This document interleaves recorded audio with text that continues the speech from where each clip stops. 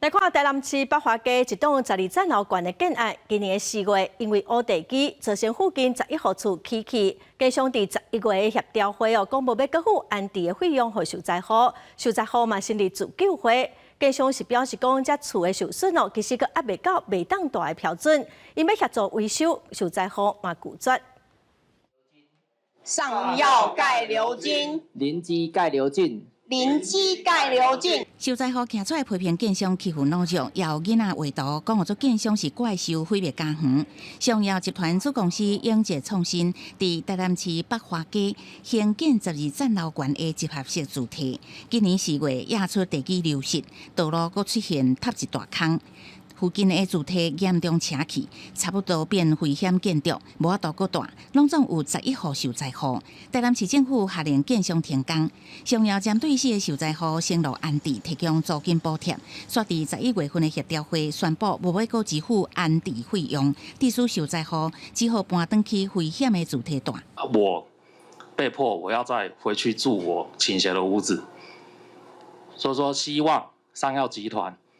你要拿出你们的良心出来，哦，你们不可以这样子对待受灾户。司法诉讼并行，我们的安置必须要处理，我们不能让我们的受灾户再回去住。第二个是希望上药已经有8个月了，他完全没有提出所谓的修复计划。 自救会决定提起诉讼，指控代志发生8个月，上药的态度消极，无提出修复计划，也不愿台南市政府建在建商唔管这个灾区，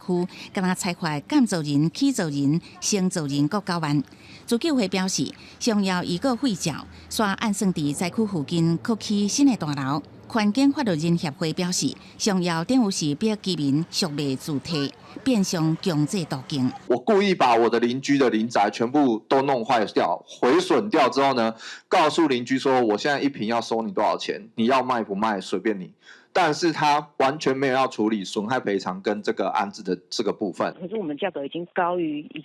那个时针了，他们还要再更高啊！如果他愿意的话，我们一直都愿意跟他们沟通，只是说他们一直都没有很理性的跟我们沟通啊。负责承造的心态工程否认无插受灾户，表示已经甲5户达成和解，收购厝体，但是对无给付租金，心态是表示厝无受损达到无法度大的标准，而且受灾户拒绝配合修理，双方会伫12月17日再召开调解。记者综合报道。